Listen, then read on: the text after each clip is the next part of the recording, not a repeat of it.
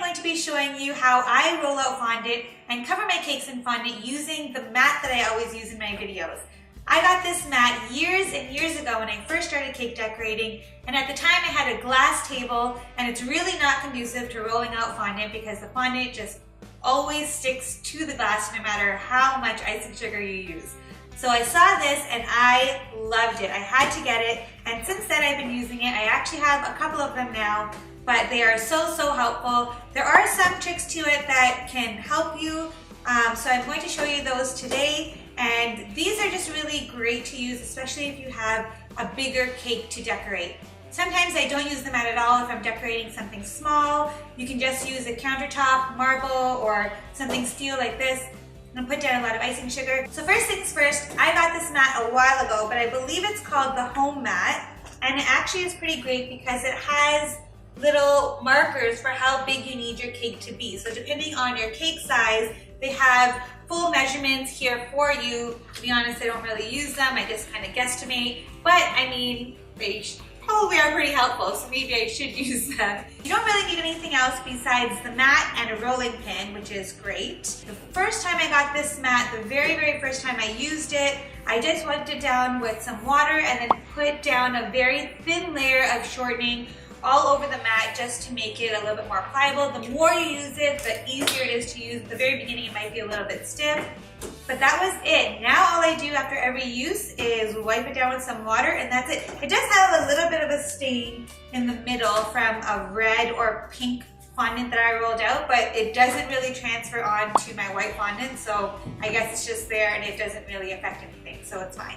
I've already filled and iced an 8-inch cake here, and it's ready to go. Now today I have some yellow fondant here that I'm going to use to cover this cake. The really great thing about these mats is that, for one thing, you don't make a big icing sugar mess all over the place. And secondly, you don't have to work as fast because the material that this is made of really holds in the moisture into the fondant, and it doesn't dry out as fast. So if you have to walk away for a minute and your fondant is already inside it, then you're okay. It won't dry out as fast and it won't start cracking like regular fondant would, because especially with all the icing sugar on it, when you're rolling it out, it tends to dry out faster. So you don't have to worry about any of that with this. It also has a really nice sheen to it when you put it onto the cake, so that's also really nice. It's not as matte looking. Once your fondant is ready to go, I just flatten it out a bit. And I start in basically the shape of my cake. So if my cake is round, I'll just make a little bit of a round shape. Then you lift up one side, so there's two mats. You lift up one side of your mat, put it down right in the middle, and then you put this directly on top. The one downfall that I don't like about these mats is that it moves around a lot and you can accidentally flip it right off the table. So in order to avoid that, I just bring it a little bit closer to me, fold it down over the edge, and just lean on it while I'm rolling, and then nothing really happens to it. It is also a great thing because you can just pick it up and turn it if you need to put pressure in a different place. So it's a good thing and bad thing. I guess you can't win either way. So I just pull it off the edge a little bit, lean on it, and then start rolling. I have tried putting one of these little non-stick mats underneath, but I get worried that the little pattern on here is going to go right through the paper and up on my fondant, so I just kind of use this method instead. You just go right to the middle and you push it out little by little. You don't have to put too much pressure. Having a rolling pin with handles makes it much easier than using a rolling pin like this without handles. I actually prefer this mat also because it prevents all the dust particles in the air from getting onto your fondant while you're rolling it out, which actually happens a lot. So it keeps your fondant much cleaner than you think.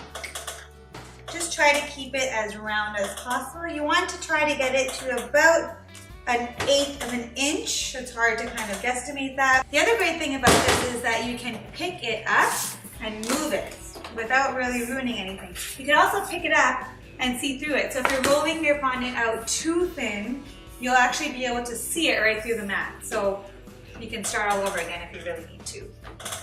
Okay, so I think that is good enough. The other great thing about this mat is actually that you can see both sides and assess which side you think is better to be the top of the cake. So you can actually look at it beforehand, unlike the other way where it's all icing sugar at the back. That's probably the side you want to put at the bottom.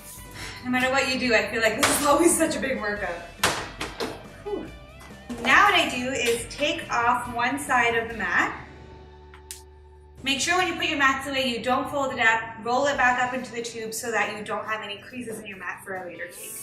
Okay, so now I'm going to pick up the mat and put it directly over the cake, right to where you think the middle is. Now I can tell already that my fondant is a little bit small, but I'm not too worried about it because fondant usually stretches and we'll be able to fill in all those gaps afterwards. Then you want to lift up the mat. You can help by pulling down the fondant a little bit at the beginning. And then you kind of just want to turn the mat up and let the fondant fall on its own. Just slowly pull back the mat.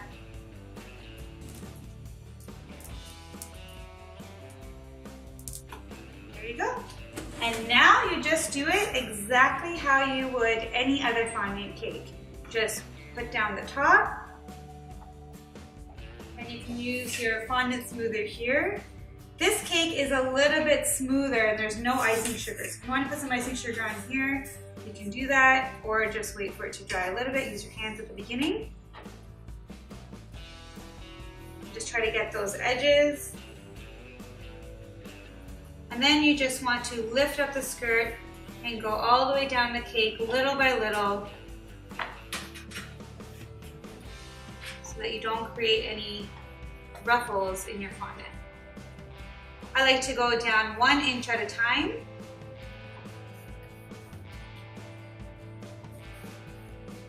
Just lift up the skirt and go down. Lift up the skirt and go down for each inch that you go. You want to try to get this part down as fast as possible so that there's no cracks here on the edges.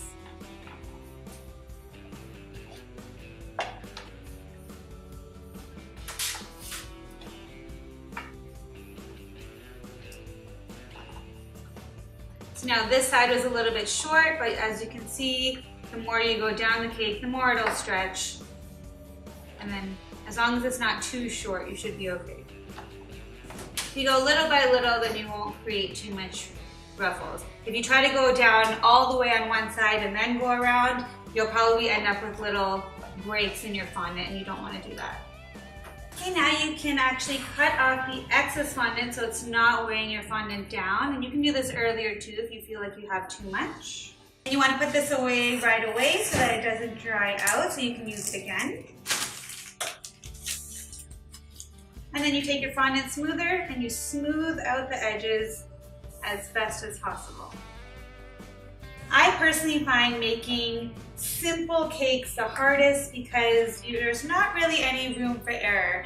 If you are making it just a plain white cake, it's actually tougher because you can't have any flaws in your cake. If you're making like a cute zoo cake like I'm doing for this one, then you might have a little bit more leniency because you can cover up those flaws with things around the cake. So this one will be like a giraffe, so I'll be putting little brown circles all around this cake. You can cover up a lot of your flaws.